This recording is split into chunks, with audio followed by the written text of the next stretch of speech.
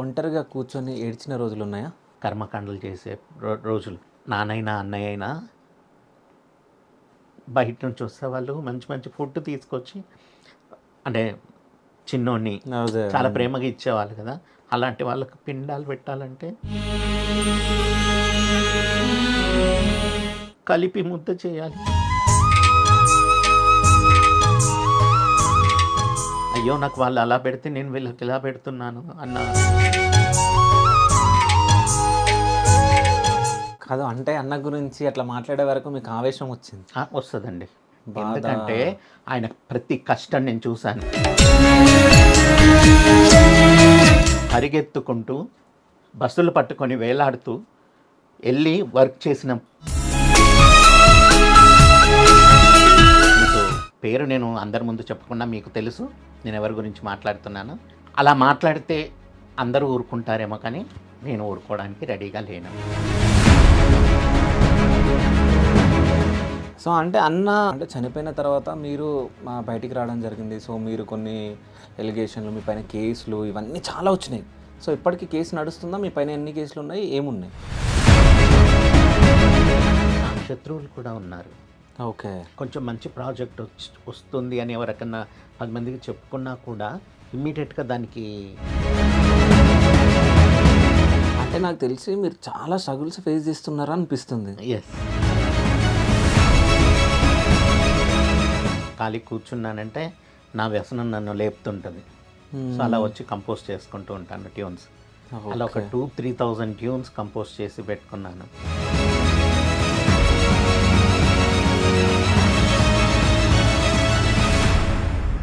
కానీ అది మాత్రం వేరే లెవెల్ ఉంది. అది బయటికి వస్తే మాత్రం ఒక ఊపు ఊపుతుంది నాకు తెలిసి. ఇప్పుడు మీరు విన్న సాంగ్, నేను విన్న సాంగ్ చాలా బాగా అనిపించింది. Thank you. సో పెళ్ళి ఎప్పుడన్నా? అంటే నిజంగా ఈ రోజుల్లో నేను ఇంట్లోనే చూశాను, అంత గొప్ప అన్నయ్యనే అర్థం చేసుకునే అమ్మాయిలు రాలేదు. నిజంగా నాతో ఒక గంట 2 గంటలు ఎవరైనా ఉంటే అబ్బా వీడు ఎంత మంచోడు, వెళ్ళి తీసుకెళ్ళి పెంచేసుకుందామా అనుకుంటారు. అంటే అన్న ఉన్నప్పుడు ఎట్లా ఉంది, అన్న లేకుండా ఉన్నప్పుడు ఎట్లా ఉంది? అన్నయ్య ఉన్నప్పుడు లైఫ్ ఈజ్ డిఫరెంట్. అదొక అందాల ప్రపంచం. అయితే ఇప్పుడు అన్నయ్యకి అట్లా జరిగిన తర్వాత మీకు బ్యాక్ సపోర్ట్గా ఎవరు ఉన్నారు ఇండస్ట్రీ నుంచి? ఎవరన్నా ఉన్నారా? సింగర్స్ ఉన్నారా? రైటర్స్ ఉన్నారా? మ్యూజిక్ డైరెక్టర్స్ ఉన్నారా? ఎవరు ఉన్నారు?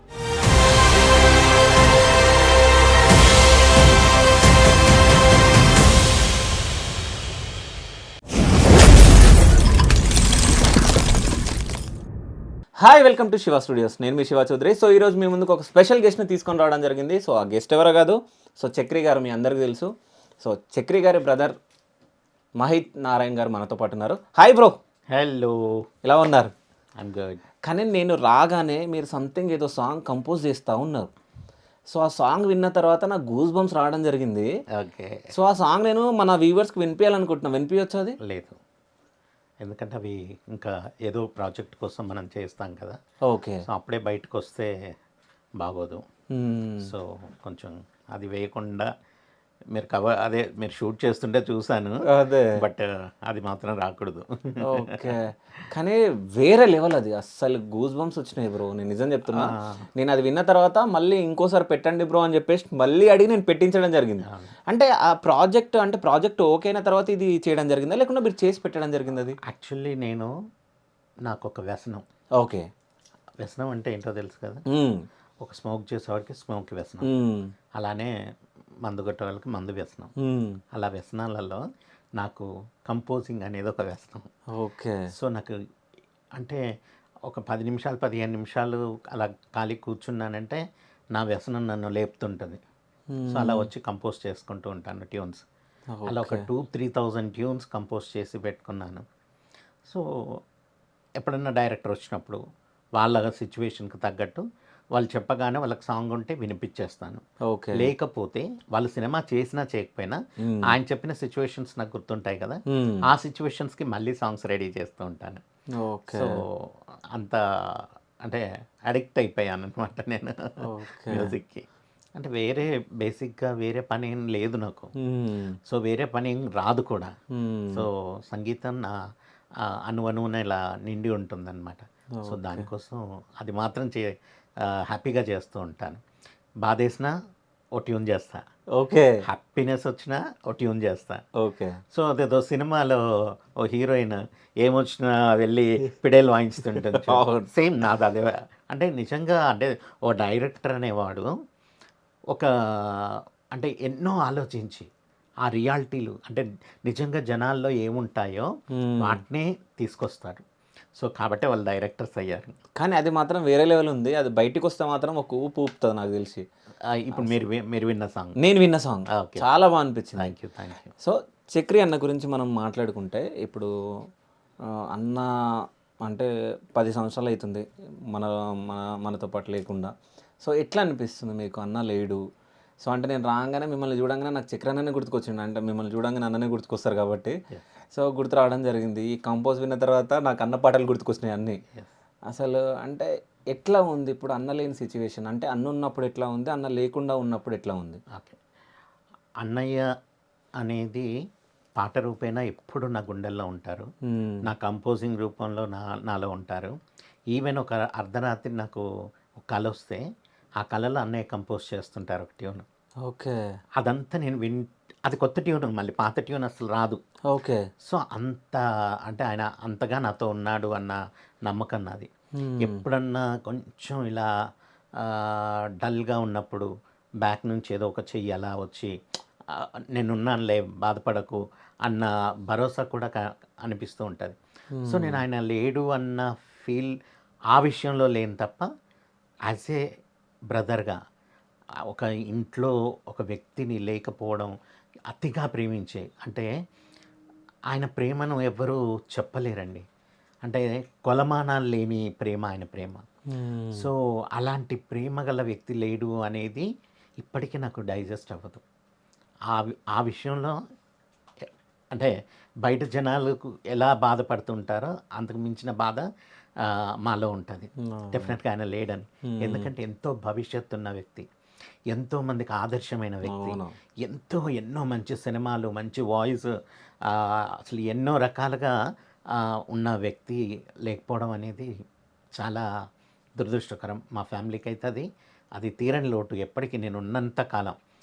సో ఆ పరంగా చాలా అంటే లోపల అంతర్మథనం ఉంటుంది చూసారా, ఆ అంతర్మథనానికి ఆన్సర్ కూడా ఇవ్వలేను నేను.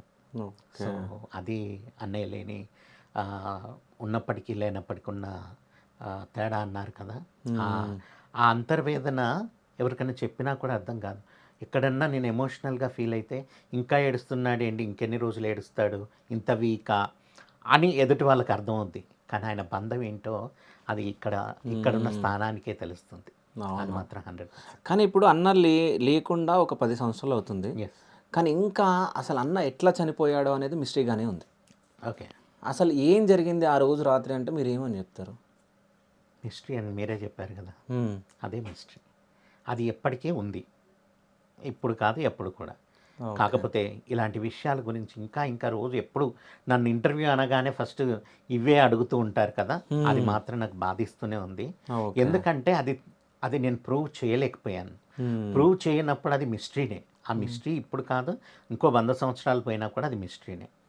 సో ఆ మిస్టరీని మాత్రం నేను ఏం చేయలేకపోయాను.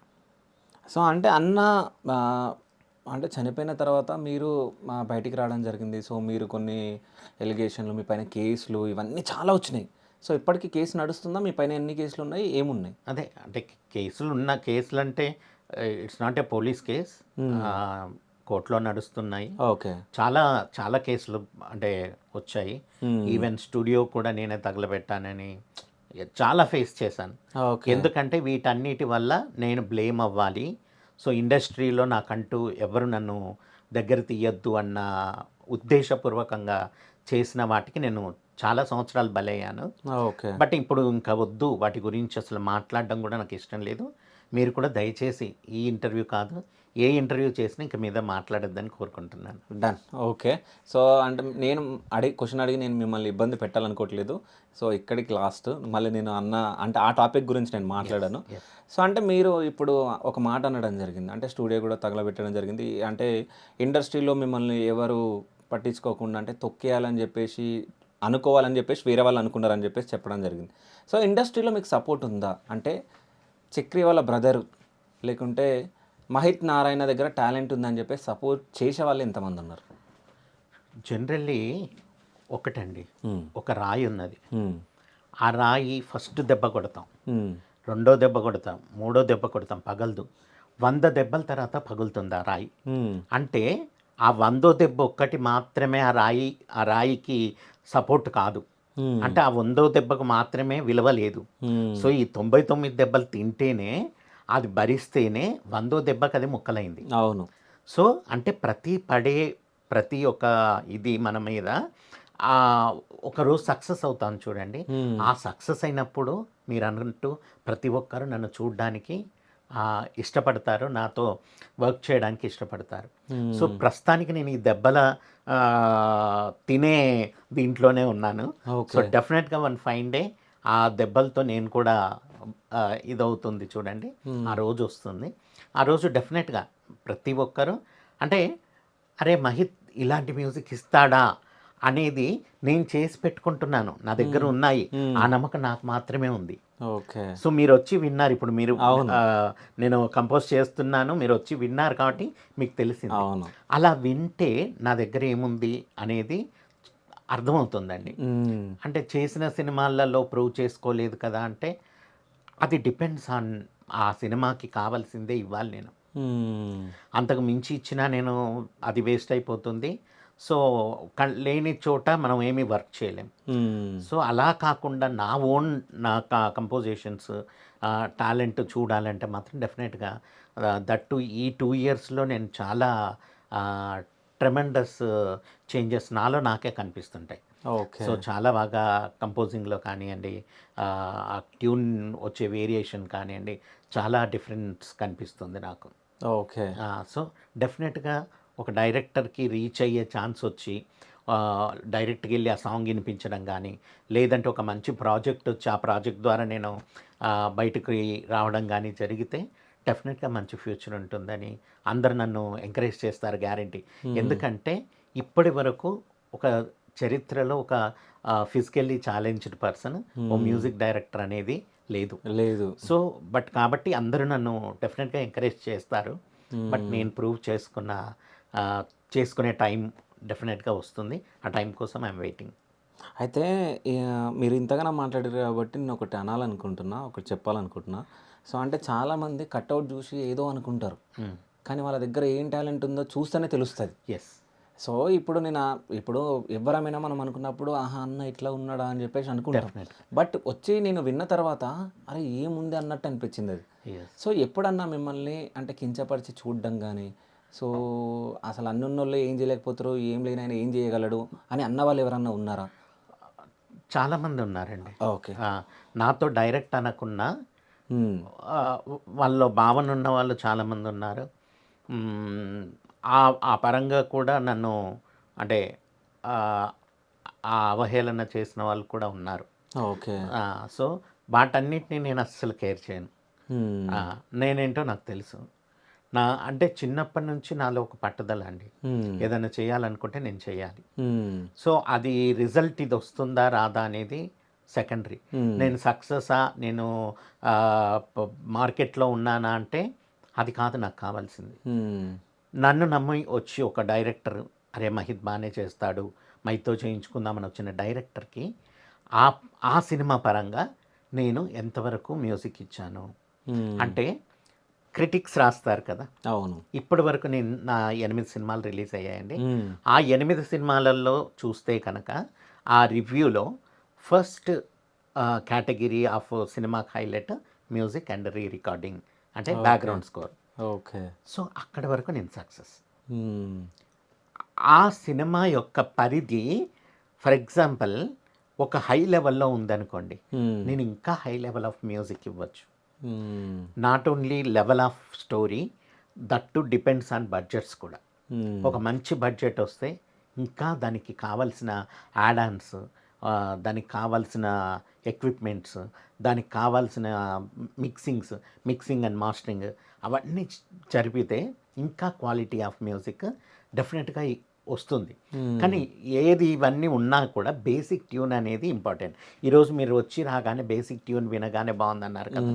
సో అలాంటి ట్యూన్స్ బోలెడు ఉన్నాయి. దాన్ని మార్కెట్లోకి తీసుకెళ్లాలంటే డెఫినెట్గా నాకు ఒక మంచి ప్రాజెక్ట్ కావాలి. దానికోసం మాత్రం డెఫినెట్గా వెయిట్ చేస్తున్నాను. ఓకే. సో అన్నయ్య విషయానికి వస్తే అన్నయ్యకి ఆ అదృష్టం వెంటనే దక్కింది. పూరి జగన్నాథ్ అనే ఒక మహానుభావుడు అని చెప్పచ్చు. మా ఫ్యామిలీకి ఒక గాడ్ లాగా మేము ఫీల్ అవుతాము. సో ఆయన అలాంటి టాలెంటెడ్ డైరెక్టర్ చేతిలో పడ్డం అన్నయ్య అదృష్టం. అలానే ఒక్క సినిమాతో ఇప్పుడు బాచి ఆడియో అనేది super duper hit. So super duper hit, కానీ సినిమా ఫ్లాప్ అయింది. సినిమా ఫ్లాప్ అయింది కదా అని నెక్స్ట్ సినిమాకి పూరి గారు అన్నయ్యను వదిలేయలేదు. సో నెక్స్ట్ సినిమా కూడా ఇట్లు శ్రావణి సుబ్రహ్మణ్యం చేశారు. సో అక్కడ సూపర్ డూప్, మళ్ళీ సాంగ్స్ సూపర్. సో ఆ అన్నయ్యలో ఉన్న టాలెంట్, ఆయన యొక్క ఆ సహకారం అనేది ఆ రెండింటి వల్ల చాలా మంచి సక్సెస్ సాధించారు. అండ్ అన్నయ్యను వైవిఎస్ చౌదరి గారు కానీ, చాలామంది డైరెక్టర్స్, వంశీ గారు కానీ, పూరి గారు కానీ, ఎవరైనా ఒక్క క్షణంలో మొగాడువాడు అంటే ఆడ కూర్చోబెట్టి ఒక మ్యూజిక్ డైరెక్టర్ అనేవాడు ఒక ట్యూన్ ఇవ్వాలంటే డైరెక్టర్ని అక్కడ కూర్చోబెట్టి ఆయన ముందు ట్యూన్స్ చేసిస్తాడు అని చెప్పి చాలామంది చెప్తారనమాట. కానీ నిజం చెప్పాలంటే అసలు ఇన్ని సూపర్ హిట్ సాంగ్స్ అసలు ఒకటి కాదు రెండు కాదు, అసలు వింటుంటే వినాలనిపిస్తుంది. దేశముద్రు, సింహ, ఈడియట్, చాలా అసలు మా నాన్న తమిళమ్మాయి, సత్యం, చాలా అవును వాళ్ళిద్దరు ఇష్టపడ్డారు. సో ఇన్ని సాంగ్స్ అసలు వింటుంటే ఇప్పటికీ అసలు అన్నయ్య ఉన్నాడు అనిపిస్తుంది. అవును, అంత మంచి సాంగ్స్ అందించడం జరిగింది. అయితే మీకు అన్నయ్యకు అసలు చిన్నప్పటి నుంచి రిలేషన్ ఎట్లా ఉంటుండే? అంటే ఇద్దరు అనుకున్నారా, అంటే ఇద్దరు సంగీతం దాంట్లోకి వెళ్ళాలి మనం, సింగర్ అంటే ఇట్లా ఈ మ్యూజిక్ దానికి వెళ్ళాలని చెప్పేసి అనుకుంటుండేనా చిన్నప్పుడు, లేకుంటే ఎట్లా ఉంటుండే మీ రిలేషన్ చిన్నప్పటి నుంచి? నాకు అన్నయ్యకు కొంత ఏజ్ డిఫరెన్స్ ఎక్కువే ఉంది. ఓకే. సో కెరీర్ గురించి ఎప్పుడు నేను అన్నయ్యతో డిస్కస్ చేసేవాడిని కాదు. ఓకే. కాకపోతే అన్నయ్య కెరీర్ స్టార్ట్ చేసింది అంటే ఆయన ఇంటర్లో ఉన్నప్పుడే, ఆయన ఇంటర్ డిగ్రీలో ఉన్నప్పుడే అక్కడ ఊర్లో భారత్ వికాస్ పరిషత్ వాళ్ళు గ్రూప్ సాంగ్స్ కాంపిటీషన్స్ కండక్ట్ చేసేదన్నమాట. సో ఆ కాంపిటీషన్స్కి మేము స్కూళ్ళల్లో నుంచి, నేను చదువుకుంది శిశు మందిర్ స్కూల్లో. సో మా స్కూల్ నుంచి నేను రిప్రజెంటేటివ్ చేసి మా గ్రూప్ని మేము గ్రూప్ సాంగ్స్ పాడి ప్రతిసారి ఫస్ట్ ప్లేస్ ఎవరు అంటే మైత్ ఉన్నాడు అక్కడ అంటే మా టీంకే. ఇంకా ఇండివిజువల్ సాంగ్స్కైనా గ్రూప్ సాంగ్స్కైనా వందే మాత్రం పోటీలు పెట్టినా, భగవద్గీత పోటీలు పెట్టినా, అంటే మహబూబాబాద్ అనే ప్లేస్లో నేను పెరిగింది. సో పుట్టింది కంబాలపల్లి అయినప్పటికీ కూడా నేను పెరిగిందంతా మహబూబాద్. సో అది వరంగల్ డిస్ట్రిక్ట్లో ఉండేది. ఇప్పుడు అదే మహబూబాబాదే ఒక డిస్ట్రిక్ట్గా, మానుకోటగా మారింది. సో ఆ ఉమ్మడి జిల్లాలలో ఎక్కడ ఏ కాంపిటీషన్స్ ఉన్నా నేను వెళ్ళి పార్టిసిపేట్ చేశానంటే అందరూ ఈయన వచ్చాడంటే ఇంక ఈయనకే ప్రైజ్ అన్న ఇది అయిపోయేది అనమాట. ఓకే. ఒకనొక సన్నివేశంలో పాట పాడుతుంటే కరెంట్ పోయింది. కరెంట్ పోగానే ఆపేశాను. అక్కడికి రెగ్యులర్గా వచ్చే జడ్జిలందరికీ నేను తెలుసు కదా, నీకు మైక్ అవసరం లే పాడి అన్నారు. సో అంత మంచి వాయిస్ ఉండేది. ఇప్పుడు ఆ వాయిస్ లేదు, అసలు లేదు. మేము వినాలనుకుంటున్నాం ఏదన్నా ఒక సాంగ్. నిజంగా చెప్తున్నానండి. అంటే ఇప్పుడు కంపారిజన్ ఉంది, అప్పుడు కంపారిజన్ లేదు. నన్నుగా చూసేది. ఇప్పుడు ప్రతి ఒక్కరు చక్రి తమ్ముడుగా చూస్తారు. అవును, డెఫినెట్గా ఒక మంచి పనికైనా చెడు పనికైనా, నేను చెడ్డ పని చేసినా చక్రి తమ్ముడు అలా చేశాడు అని ఫస్ట్ పేరు వచ్చేది అన్నయ్యకి. మంచి పని చేసినా అలానే వస్తుంది. అట్ ద సేమ్ టైం నేను కంపోజిషన్ కరెక్ట్ చేసినా, అంటే ఒక తప్పు చేసినా కూడా చక్రి తమ్ముడు ఇలా చేశాడేంటి, చక్రి తమ్ముడు ఇలా పాడాడేంటి అని వస్తుంది. అన్నయ్య ఒక మంచి సింగర్. సో అలాంటి సింగర్ ఆ పేరున్న చోట నేను నా వాయిస్తో పాట పాడాను అనుకోండి, సో అక్కడక్కడ కంపారిజన్స్ ఉంటాయి. అండ్ నాకు ఫస్ట్ ఆఫ్ ఆల్ నా వాయిస్ నచ్చదు. సో నేను మ్యూజిక్ డైరెక్టర్గా నేను 100% ఫిట్, అండ్ రైటర్గా, లిరిక్ రైటర్గా నేను చాలా కొన్ని నా పాటలు నేను రాస్తూ ఉంటాను. దానికి నేను ఓకే, కానీ పాడడానికి మాత్రం ఐఎమ్ నాట్ సూటబుల్. దానికోసం బోలెడు మంది సంగీత సాధన చేసిన సింగర్స్ ఎంతోమంది ఉన్నారు. సో వాళ్ళకి ఒక అవకాశంగా ఉంటుంది, నాకు సాటిస్ఫాక్షన్ ఉంటుంది అనుకుంటాను. ఓకే. సో అంటే అన్నయ్య పాడిన పాటల్లో మీకు ఇష్టమైన పాట ఏది? వెన్నెల్లో హాయ్ హాయ్. ఆ పాట పాడితే వినాలనుంది నాకు. అవునా? ఏదైనా ఓకే, ఓకే, అదైనా కానీ ఓకే. లేదు, వెన్నెల్లో హాయ్ హాయ్ ఓకే. బెటర్. వెన్నెల్లో హాయ్ హాయ్, మల్లెల్లో హాయ్ హాయ్, వరాల జల్లి కురిసే, తప్పెట్లో హాయ్ హాయ్, టంపెట్లో హాయ్ హాయ్, ఇవాళ మనసే మురిసే, మే నెలలో ఎండ హాయ్, ఆగస్ట్లో వాన హాయ్, జనవరిలో మంచు హాయ్, హాయ్ రామా హాయ్, హాయిగుంటే చాలు నండి, వెయ్యి మాటలు ఎందుకండి. సో సూపర్ ఉంది కదా అన్న, అసలు చాలా బాగా పాడిరు. అవునా? అంటే నాకు ఆ సౌండ్ వింటుంటే కొంచెం అన్న సౌండ్ విన్నట్టు అనిపిస్తుంది, చక్రి అన్న సాంగ్. సో అంటే ఇంట్లో ఉన్నప్పుడు పాటలు పాడుతూ ఉంటారా మీరు? నేను పాడుతుంటా, బాత్రూమ్ సింగర్. బాత్రూమ్ సింగరా? ఓకే. నా కంపోజిషన్స్ కూడా ఎక్కువ అక్కడే పుడతాయి, మ్మ్. ట్యూన్స్ కూడా అక్కడే చేస్తాను. ఓకే. అయితే ఇంకో విషయం ఏంటంటే, నేను అడుగుతున్నానని చెప్పేసి తప్పుగా అనుకోవద్దన్నా. ఓకే. అంటే ఇది అంటే పుట్టుకతోటే ఇట్లా ఉందా లేకుంటే ఎట్లా అసలు? నా థర్డ్ ఇయర్లో పోలియో ఎఫెక్టెడ్. ఓకే. సో దాంతో ఒక ఫీవర్ వచ్చి నాకు ఈ పోలియో ఎఫెక్ట్ అయింది. సో అప్పటి నుంచి నేను బిఫోర్ అంటే 3 ఇయర్స్, పుట్టినాక 3 ఇయర్స్ చాలా హెల్తీగా ఉన్నాను. సో పరిగెత్తి ఇచ్చేది, ఇంట్లో అందరినీ కర్రబట్టుకొని ఇంటి చుట్టూ తిప్పేసావని అంట చిన్నప్పుడు అంతా. నాకు కూడా గుర్తున్నాయి కొన్ని సిచ్యువేషన్స్. మ్మ్. సో అలా ఉన్న నాకు వన్ ఫైన్ డే కర్మ సిద్ధాంతాన్ని నేను ఎక్కువగా నమ్ముతాను. సో ఎందుకంటే ఇంట్లో 5గురం, నాన్నగారు government teacher and RMP doctor. Okay. So అలాంటి ఆయన అందరికీ, ఊరిలో అందరికీ మెడిసిన్ ఇచ్చి ఏదైనా ఇట్లాంటి పోలియో ఇలాంటివన్నీ వాళ్ళని ఎడ్యుకేట్ చేసి ఊరికి మహబాద్కి పంపించి డ్రాప్స్ వేయించే ఆయన, నా విషయానికి వచ్చేసరికి నెగ్లియన్సీ అంటే ఓకే. అది నెగ్లెక్ట్ చేశారని కూడా కాదు, వెళ్ళిన టైంకి మెడిసిన్ లేకపోవడం, దట్ అండ్ ఆల్ కర్మ. మ్మ్. సో మళ్ళీ వెళ్ళలేదు, ఇంకా అలా అయిపోయిందనమాట. ఓకే. సో కర్మని ఎవరు తప్పించుకోలేరు, వాళ్ళు ఏం చేసినా ఒకవేళ నా కర్మ ఉంటే వచ్చేస్తుంది. సో అలాంటి కర్మ ఫలితమే ఈరోజు నేను ఇది అని వాళ్ళని నేను తప్పు పట్టను, ఎందుకంటే they are very lovable parents. వాళ్ళు చాలా నా కోసం చాలా లైఫ్ సాక్రిఫైస్ చేశారు. మ్మ్. అంతేకాదు నాలో ఒక స్ట్రాంగ్నెస్ని, నాలో ఒక అంటే ఒకటి వచ్చింది, ఓకే అది కర్మ సిద్ధాంతం అనుకున్నాను, వాళ్ళు అనుకున్నారు, బట్ తర్వాత ఏం చేయాలో అవన్నీ చేశారు. ఎన్ని సర్జరీలు చేయించాలో, ఎక్కడెక్కడ ఆక్యుపంచర్ అని అదని దాన్ని ట్రీట్మెంట్లు అన్నీ చేయించారు. బట్ ఒక ఒక ఫిజికల్లీ ఛాలెంజ్డ్, ఒక ఇంటి నుంచి కనీసం బయటికి వెళ్ళి ఒక ఎడ్యుకేషన్ చేయాలన్నా, ఒక వాళ్ళ ఏం చేయాలన్నా లాట్ ఆఫ్ సాక్రిఫైజేషన్స్ ఉంటాయి. మ్మ్. ఆ సాక్రిఫైస్లు అన్నీ చేస్తేనే లైఫ్ అనేది ముందుకెళ్తుంది. సో ఎంత కష్టపడాల్సి వస్తుందంటే, ఈవెన్ మార్నింగ్ లేచి బెడ్ దిగిన దగ్గర నుంచి ఆ డైలీ యాక్టివిటీస్ ఏవైతే అవి కంప్లీట్ చేసుకొని ఒక రెడీ అయిపోయి వెళ్ళడానికి చాలా చాలా ఇబ్బందులు పడాల్సి వస్తుంది. అవన్నీ పడి వెళ్తే స్కూల్లో అందరూ ఒకలాగా ఉండరు, కొందరు అమీబా అంటారు కింద నడుస్తుంటే, కొందరు ఇంకొకటి అంటారు. వాటన్నిటిని కూడా ఫేస్ చేస్తూ సో మనం డిమోటివేట్ అవ్వకుండా ముందుకెళ్ళాలి. సో నేను చిన్నప్పటి నుంచి ఏర్పరచుకున్నది, నా పేరెంట్స్ నాకు నేర్పింది ఏంటంటే స్ట్రాంగ్గా ఉండడం. ఆ స్ట్రాంగ్గా ఉండడం కోసం నన్ను ఎవరైనా నా గురించి ఇలా మాట్లాడకుండా నాలో టాలెంట్ని మాట్లాడాలి. మ్మ్. అంటే ఒక మంచి పాట పాడి ఒక మంచి ప్లేస్లో నేను వెళ్తే అక్కడ దీని గురించి కాకుండా, నా డిజేబిలిటీ గురించి కాకుండా, మ్మ్. నా నా టాలెంట్ గురించి మాట్లాడతారు చూడండి, అది నాకు కిక్ ఎక్కువ ఇచ్చిందనమాట. ఓకే. సో ఆ కిక్ నుంచే నేను నా నా అంటే నాకు నేనే మోటివేటర్నండి నేను. మ్మ్. అది మాత్రం 100%. అంటే చాలామందికి ఎవరికన్నా వింటే తప్పుగా అనిపించవచ్చు కానీ, but I'm a self motivator. నన్ను నేను మోటివేట్ చేసుకుంటాను. నేను డల్గా ఉన్నప్పుడు కూడా ఎవరో వచ్చి మోటివేట్ చేయాలని ఇది చూడను. నాకు నచ్చిన పాట వింటాను.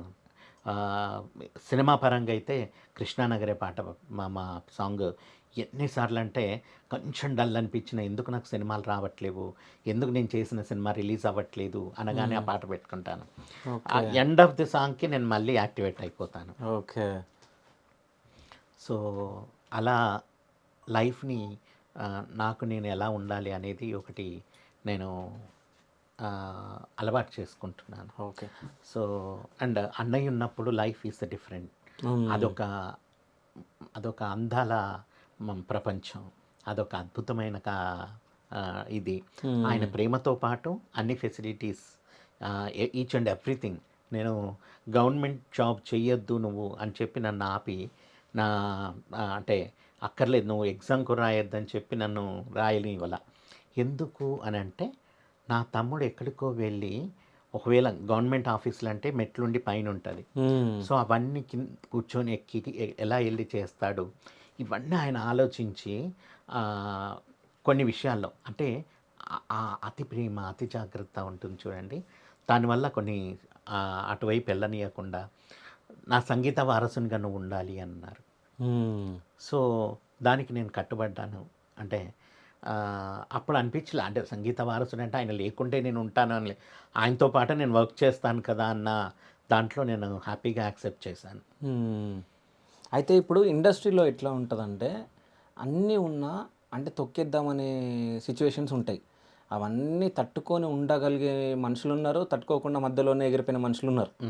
సో అంటే మీరు తట్టుకోగలరా? అంటే ఇప్పుడు 8 సినిమాలు చేయడం జరిగింది, తట్టుకుంటున్నారా? అసలు ఎట్లా ఉంది ఇండస్ట్రీలో? అదేనండి, అగైన్ నేను చెప్పాను కదా, 100 దెబ్బలు తిన్నాకనే స్టోను పగులుతుందని. సో ఈ 100 దెబ్బలలో ఆ 100 దెబ్బ కోసం కూడా నేను వెయిట్ చేస్తున్నానంటే, ఈ మిగిలినదంతా నేను భరిస్తున్నాననే కదా. సో ఎన్ని జరిగినా కూడా ఎప్పుడు అంటే తొక్కేయాలని నన్నైతే ఎవరు అనుకుంటారో అనుకోరో అది పక్కన పెడితే, అసలు ఆ పదం పక్కన పెడితే, బట్ నాకున్న చిన్న ఈ జర్నీలో నాకు శత్రువులు కూడా ఉన్నారు. ఓకే. అంటే నేను కొంచెం మంచి ప్రాజెక్ట్ వస్తుంది అని ఎవరికన్నా 10 మందికి చెప్పుకున్నా కూడా ఇమ్మీడియట్గా దానికి బ్యాకింగ్ నుంచి వేరే వెళ్ళిపోయి అది నాకు రాకుండా అయిపోయేలాగా కూడా జరుగుతున్నాయి. ఓకే. సో ఇదంతా ఎందుకు అనే దానికి నాకు ఆన్సర్ కూడా లేదు.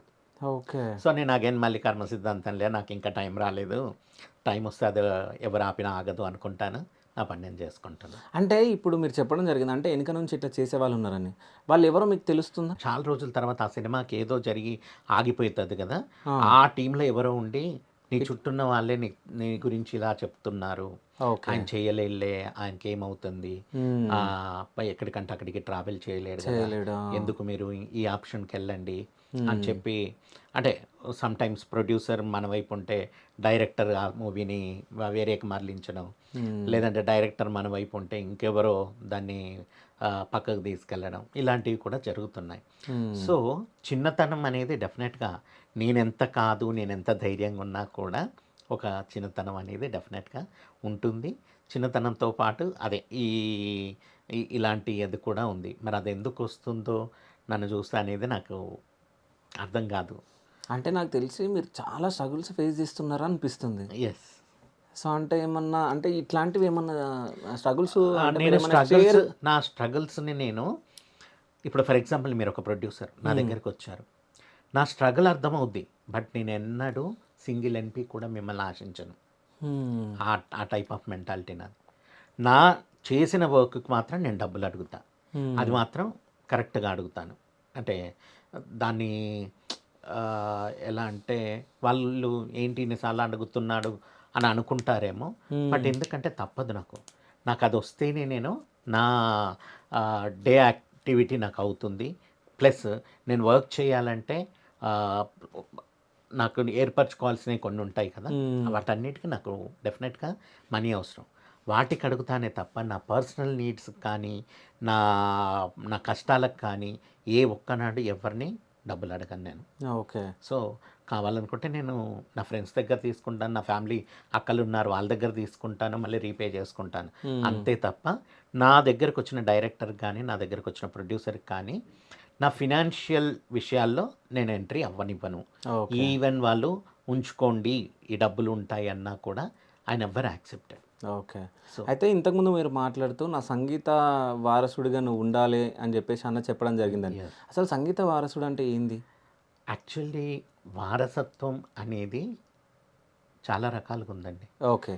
ఇప్పుడు వారసత్వం అనేది ఎలా అయిపోయిందంటే తల్లిదండ్రులు ఇచ్చిన ఆస్తిని పంచుకోవడం, అది వారసత్వం. అవును, అవును. సో ఆ ఆస్తులు పంచుకొని కూడా కనీసం వాళ్ళ బాగోగులు చూడరు ఉన్నన్ని రోజులు.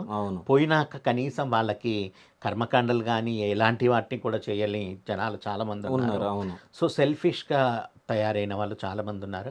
వాళ్ళ లక్ష్యాలు ధ్యేయాల గురించి ఆలోచించాల్సిన అవసరం అయితే ఎవరికీ లేదండి. హ్మ్. బట్ ఎందుకో మా మా నాన్నగారు అన్నయ్యకి ఇచ్చిన సంస్కారం, అంటే మేము ఆర్ఎస్ఎస్ ఫ్యామిలీ. హ్మ్. సో ఆయన నాన్న అన్నయ్యకి ఇచ్చిన సంస్కారం, అన్నయ్య నాకు ఇచ్చిన సంస్కారం అయి ఉండొచ్చు. మనం ఏం సంపాదిస్తున్నామో ఏం చేస్తున్నామో తర్వాత ఒక పుట్టినరోజు ఏదో ఒక రోజుని చూసుకొని మనం కొంతమందికి హెల్ప్ చేయాలి. అది ఏ రూపాన్నైనా హెల్ప్ చేయొచ్చు. ఒక విద్యార్థిని చదివిస్తావా నీ కెపాసిటీ ప్రకారం, లేదు నీకు ఇంకా మంచి అమౌంట్స్ ఉంటే ఒక పేదలకు ఒక 100 మందికి పెళ్ళిళ్ళు చేస్తావా, ఏదన్నా కానియచ్చు. లేదు ఏదీ లేదు, ఓ 10 మందికో 100 మందికో భోజనం పెట్టించు.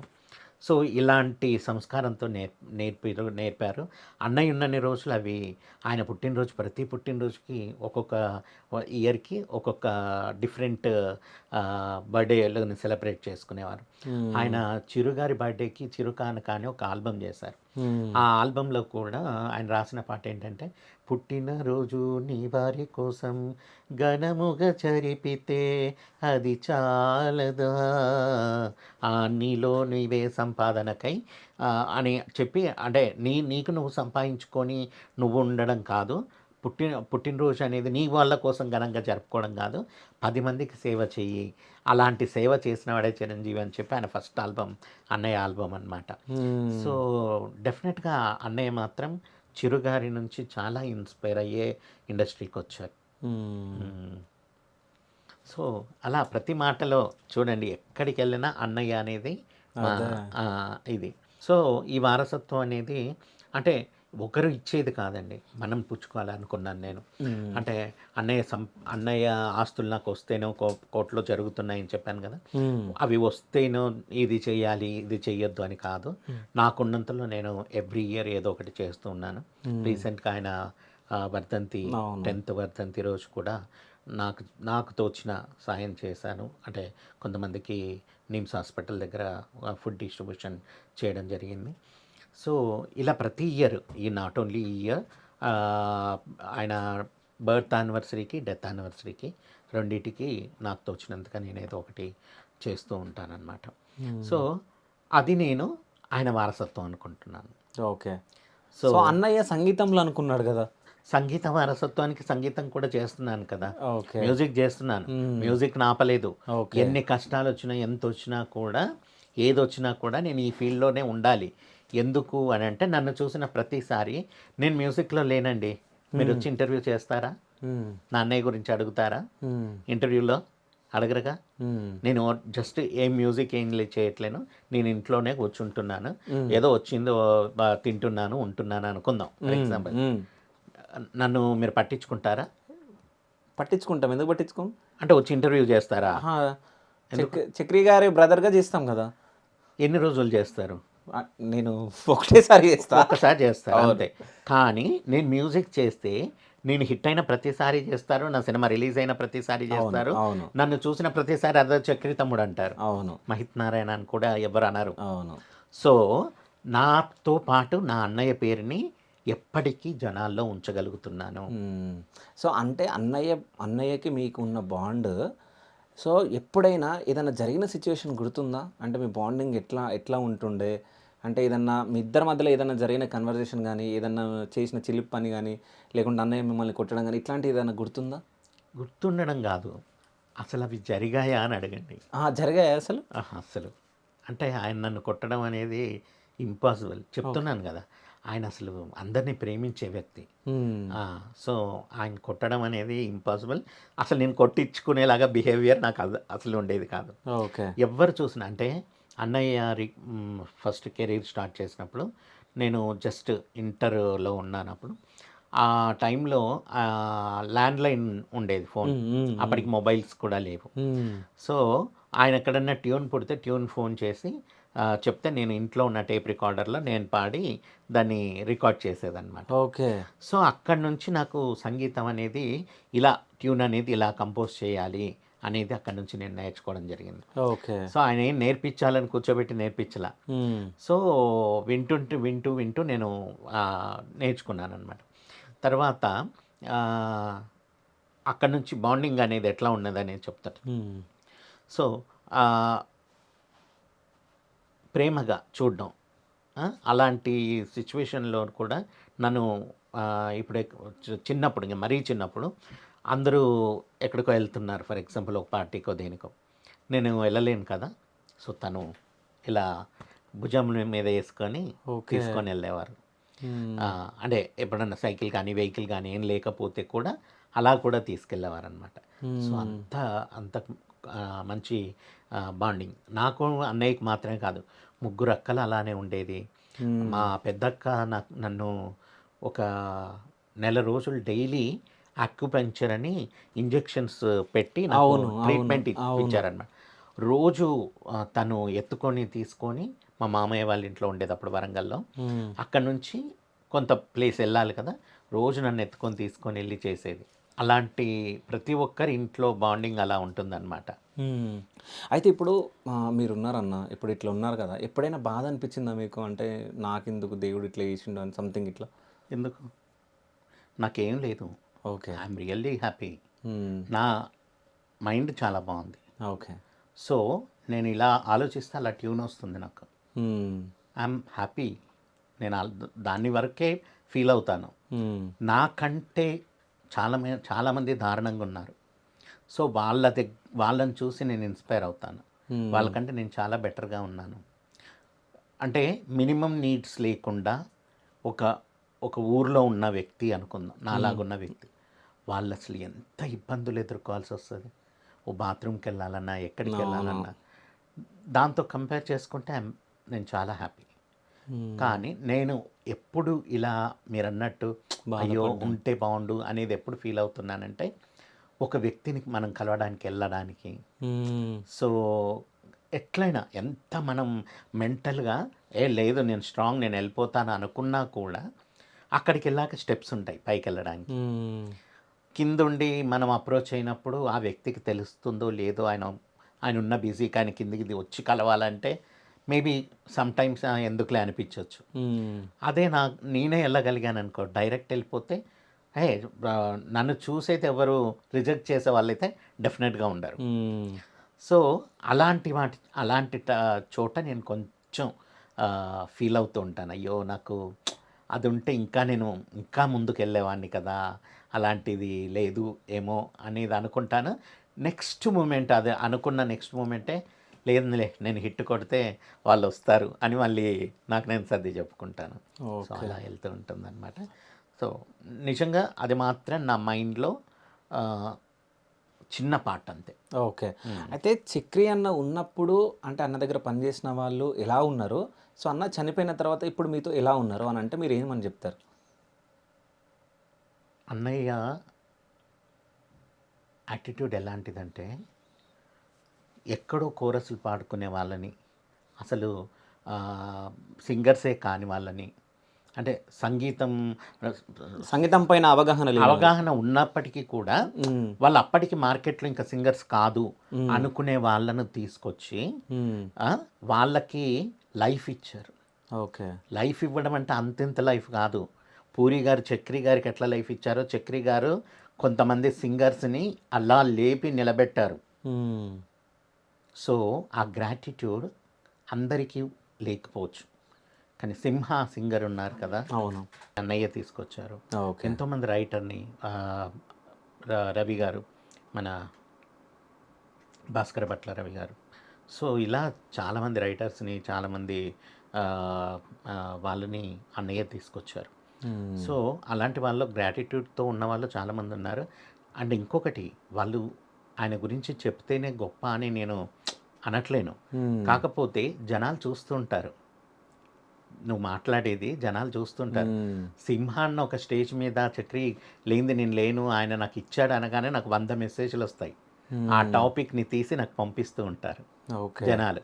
అదేవిధంగా మొన్న ఒక ఇంటర్వ్యూలో ఒక సింగరు, ఆయన నాకు మెంటర్ కాదు, నేను ఆయనకు మెంటర్ని అని చెప్పి మాట్లాడింది. సో అది కూడా తీసి పంపిస్తున్నారు తిట్టుకుంటూ. ఎవరు వాళ్ళు? ఫిమేల్ సింగర్, అన్నయ్య దగ్గర పాడిన ఒక సింగర్ అనమాట. నేను చెప్పొచ్చు కదా నేమా? అందరికీ తెలిసిన నేమే. ఓకే. సో అలా మాట్లాడారు.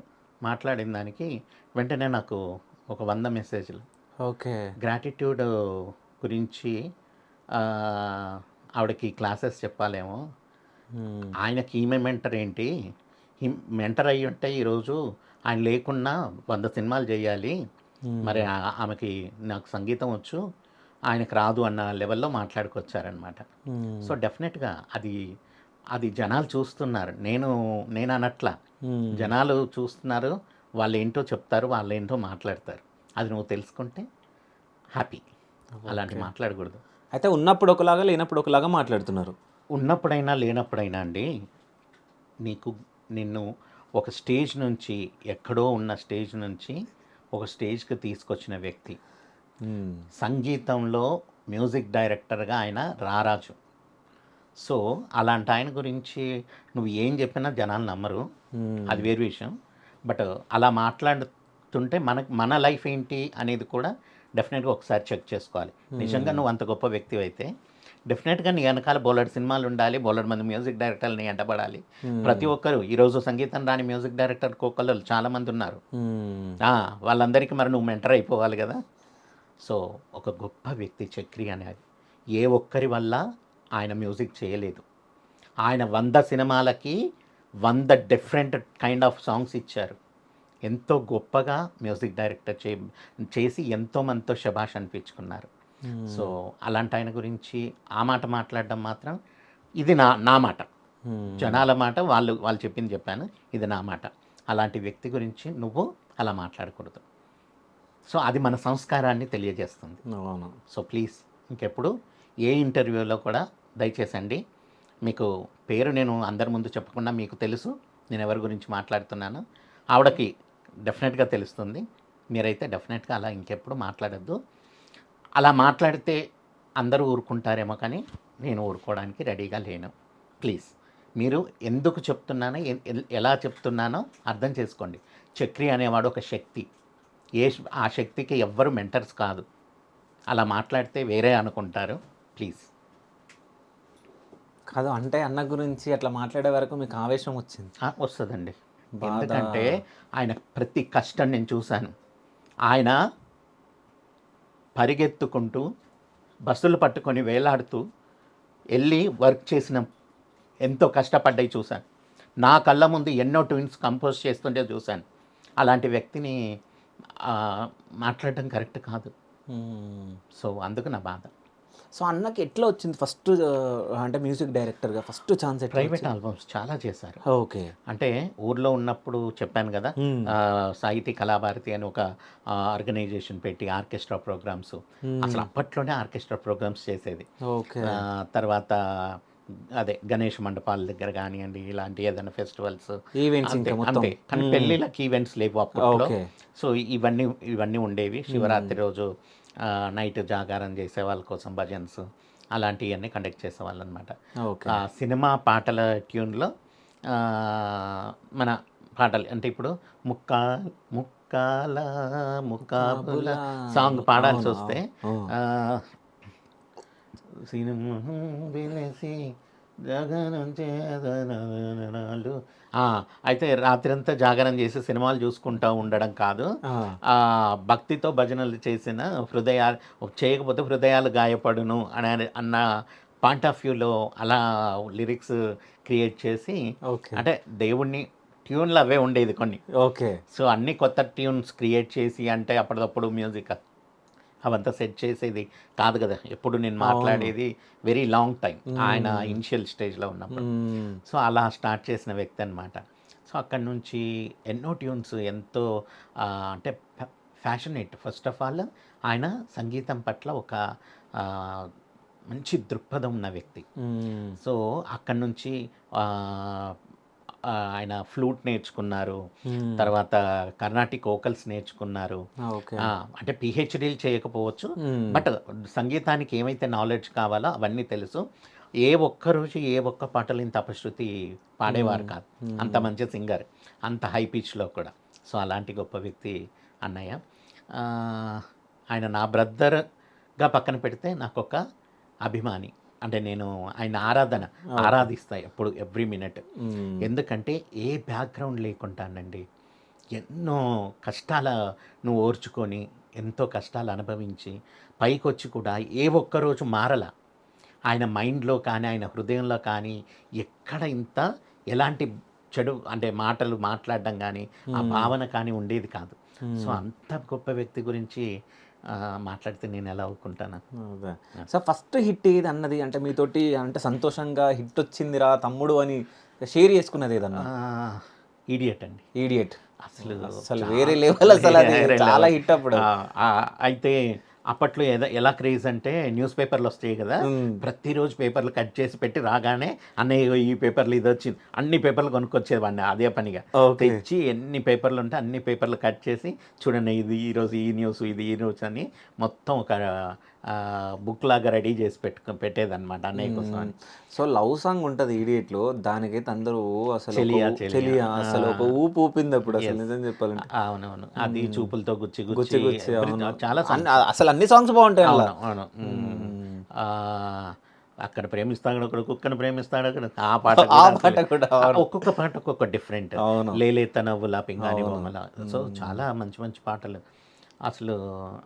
అంటే చాలామంది మ్యూజిక్ డైరెక్టర్స్ ఒక సినిమాకి 1-2 పాటలు హిట్ ఇచ్చి మిగిలిన కొంచెం అవును అవును, అంటే మామూలుగా మళ్ళీ ఉన్న- వేరే వాటికి యూజ్ చేద్దాం అనుకునే వాళ్ళు కూడా అలా ఉంటారు. అనుకోకపోవచ్చు, ఓకే. కానీ అట్లా పడతాయి చాలా సినిమాలు. కానీ అన్నయ్య సినిమాలలో 6 పాటలు ఉంటాయి, డెఫినెట్గా 5 పాటలు సూపర్ పాటలు ఉంటాయి. అలా ఆయనకే చెల్లింది అది అయితే మాత్రం. సో అంటే ఇప్పుడు మా అన్నతోటి వర్క్ చేసిన వాళ్ళు ఇప్పుడు ఎవ్వరు మీతో టచ్లో లేరా? టచ్లో లేకపోవడం ఏం లేదండి, అందరూ ఉన్నారు. ఓకే. రమ్మంటే వచ్చి పాడతారు వెళ్తారు, ఓకే, అదేం ఓకే. లేదు. టచ్లో లేకపోవడం ఏం లేదు, ప్రతి ఒక్కరు సింగర్స్ అందరూ వస్తారు పాడతారు మనకు కావాలంటే. ఆ టచే తప్ప ఇంకా నాకు వేరే అవసరం లేదు. ఓకే. అయితే ఇప్పుడు అన్నయ్యకి అట్లా జరిగిన తర్వాత మీకు బ్యాక్ సపోర్ట్గా ఎవరు ఉన్నారు ఇండస్ట్రీ నుంచి? ఎవరన్నా ఉన్నారా? సింగర్స్ ఉన్నారా? రైటర్స్ ఉన్నారా? మ్యూజిక్ డైరెక్టర్స్ ఉన్నారా? ఎవరు ఉన్నారు? ఎందుకు ఉండాలి? ఓకే. ఎందుకు ఉండాలి? నా స్ట్రగుల్ నేను పడాలి, ఓకే. నన్ను నేను ప్రూవ్ చేసుకోవాలి. ప్రూవ్ చేసుకున్నాక అందరూ ఉంటారు, ఓకే. డెఫినెట్గా ఉంటారు, అంతే. సో అంటే అన్నకు జరిగిన దాంట్లో కూడా ఎవరైనా సపోర్ట్ ఉన్నారా అని? అంటే ఒకటండి, ఫ్యామిలీ ఇష్యూస్లో చాలా వరకు చాలామంది ఇన్వాల్వ్ అవ్వరు. సో అలా అవ్వలేదు అనుకుంటుని అర్థం చేసుకోవాలి. బట్ తమ్మారెడ్డి గారు మాత్రం నాకు చాలా సపోర్ట్గా నిలిచారు. ఓకే. ఆయన ఆయన ఆయన ఆయన చేత అవుద్ది అన్నంత వరకు ఆయన సపోర్ట్ ఇచ్చారు. ఓకే. తో అది కాకుండా ఒక అంటే బ్యాకింగ్లా మంచి మాట్లాడడం, నాకు నువ్వు నిరాశపడద్దు, నువ్వు ఇలా ఉండాలని చాలామంది చెప్పారు. బట్ వాళ్ళందరూ ముందుకు రాకపోవచ్చు, మీడియా ముందుకు రాకపోవచ్చు, బట్ చాలామంది సపోర్ట్స్ ఉన్నాయి. సో ఎప్పుడైనా మీరు ఒంటరిగా కూర్చొని ఏడ్చిన రోజులు ఉన్నాయా? అందరిలోనే ఏడుస్తా, ఒంటరిగా ఏడవను. ఓకే. ఏడిపోస్తా, అందరితో ఏడుస్తా. అమ్మ దగ్గర మాత్రం ఏడవను. ఓకే. ఎందుకంటే ఆవిడే బాగా ఏడ్చి ఉన్నారు. ఆవిడ ముందు నేను ఏడిస్తే ఆవిడ ఇంకా ఇదవుతారని చెప్పి ఒక్క అమ్మ దగ్గర మాత్రం ఏడవను. బట్ అన్నయ్యకి నాన్నకి కర్మకాండలు చేసే రోజులు అంటే వాళ్ళ తిథి రోజు అన్నీ చేస్తాం కదా, ఆ రోజు మాత్రం నాకు లిటరల్లీ అసలు చాలా ఇదిగా ఉంటుంది. ఆయన నాన్నైనా అన్నయ్య అయినా బయట నుంచి వస్తే వాళ్ళు మంచి మంచి ఫుడ్ తీసుకొచ్చి అంటే చిన్నోడిని చాలా ప్రేమగా ఇచ్చేవాళ్ళు కదా, అలాంటి వాళ్ళకి పిండాలు పెట్టాలంటే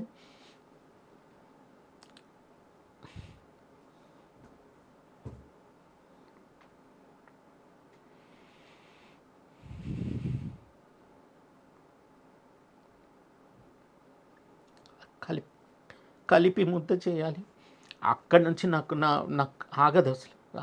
నేను అక్కడ మాత్రం డెఫినెట్గా ఎమోషన్ అయిపోతాను. నాకు ఉండలేను అసలు. అది అయ్యో నాకు వాళ్ళు అలా పెడితే నేను వీళ్ళకి ఇలా పెడుతున్నాను అన్న బాధ చాలా ఉంటుంది. అట్లా ఆ టైంలో మాత్రం బాగా ఫీల్ అవుతా. But most of the time నేను ఏడవను అసలు. ఏదో ఇంకా చాలా మిస్సింగ్ ఫీలింగ్ అయితే తప్పితే ఒంటరిగా కూర్చొని అయితే అసలు ఏడవను. ఓకే. సో ఇక్కడ హైదరాబాద్లో ఇప్పుడు మీరు అమ్మ ఇద్దరే ఉంటున్నారు? నేను అమ్మ ఇద్దరు అక్కయ్యలు ఇక్కడే ఉంటారు. ఒక ఓకే. అక్క ఊర్లో, ఇద్దరు అక్కలు గవర్నమెంట్ టీచర్స్. హ్మ్. ఒక అక్క ఊర్లో ఉంటుంది, ఒక అక్క ఇక్కడే జాబ్.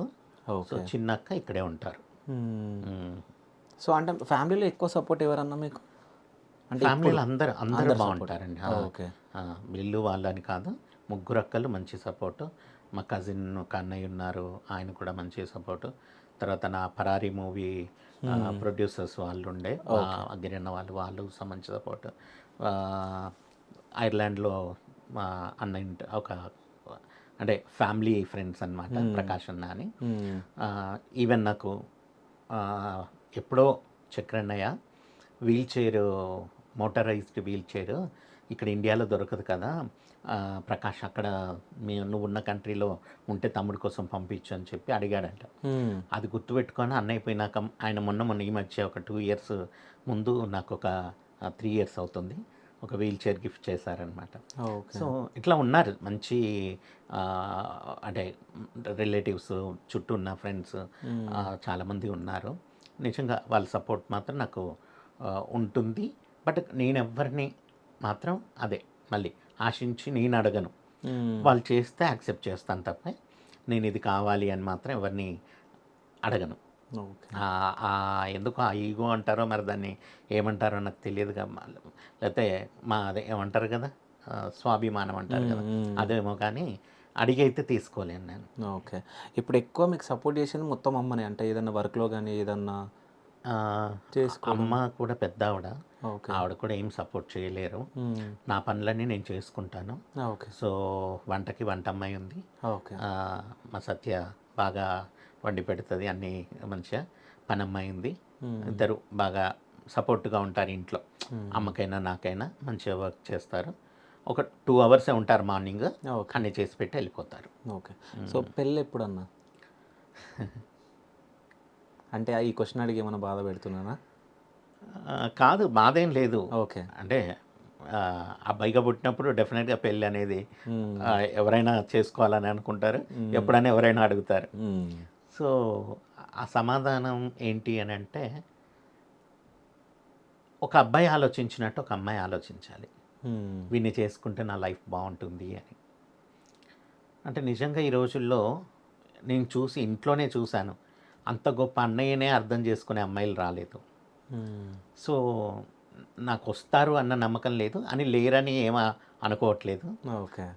అదే మళ్ళీ అగైన్ ఇక్కడ రాత. సో కర్మ సిద్ధాంతంలో రాసుంటే డెఫినెట్గా వైఫ్ వస్తుంది. ఓకే. ప్రయత్నాలు అయితే చేస్తూనే ఉంటారు పాపం అమ్మవాళ్ళు. హ్మ్. అక్కలు ఉన్నారు కదా, వాళ్ళు ప్రయత్నాలు చేస్తూనే ఉంటారు. హ్మ్. వర్కౌట్ అయితే అవుద్ది. సో ఏజ్ కూడా వెళ్ళిపోతుంది. హ్మ్. బర్త్డే వచ్చిందంటే ఆ, నేను ఒకటి ఫిక్స్ చేసుకుందాం అనుకుంటున్నాను. హ్మ్. అంటే నా ఏజ్ 35, అక్కడే ఓకే. ఫిక్స్ అవుదామని. ఇంకా దాన్ని మించను, 39 వచ్చినా కూడా 35 చెప్పాలి అని అనుకుంటూ ఉంటాను అనమాట. ఓకే. ఇంకొకటి, నా ఫ్రెండ్స్ ఉంటారు కదా నా చుట్టూ, వాళ్ళందరూ నాకంటే చిన్న వాళ్ళని చూస్ చేసుకుంటాను. ఓకే. సో ఎప్పుడు అంటే యంగ్ థాట్స్ ఉంటాయి. సో నన్ను నేను పెద్దోడు అని ఫీల్ అయ్యాను అనుకో నేను. హ్మ్. సో నా ఆలోచనలు కూడా నేను ఆలోచించే, అంటే నా క్రియేటివిటీ కూడా వేరేలాగా ఉంటుంది. హ్మ్. సో నేను ఎప్పుడు చైల్డిష్గా, అంటే ఒక చిన్నోనిలాగానే ఉంటాను.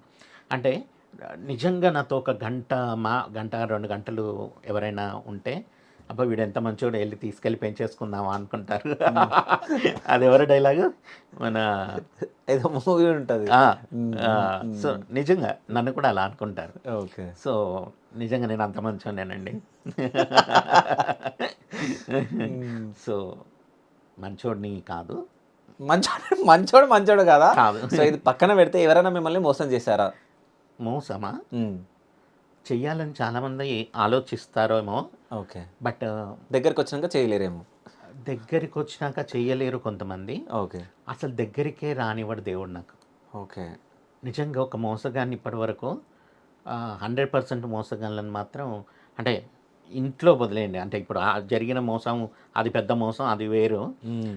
ఈ ఈ మధ్య కాలంలో నేను చూస్తున్నాను, నా చుట్టూ ఒక ఆరా ఉంటుందని నేను నమ్ముతాను. హ్మ్. నేను పొద్దున్న లేస్తే దైవారాధన చేసుకుంటాను.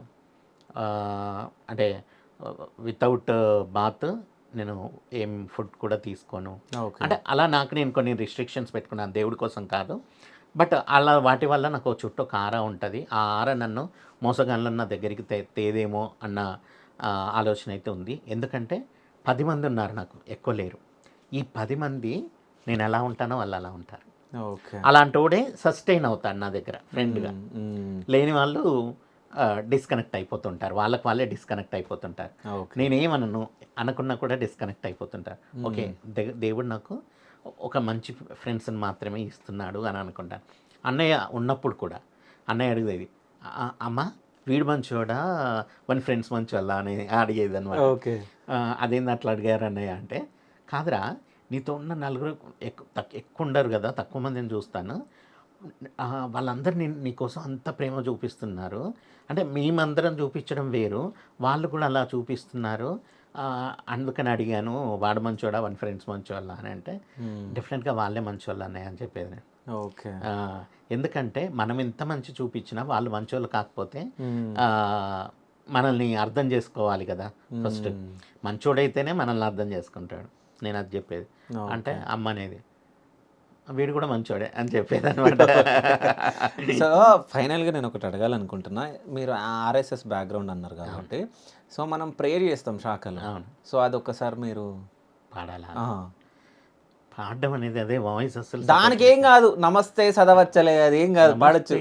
సదా వత్సలే మాతృభూమి త్వయా హిందూ భూమి సుఖం వర్ధితోహం మహామంగళే పుణ్యభూమి త్వదత్తే ప్రతద్వేషకాయో నమస్తే నమస్తే.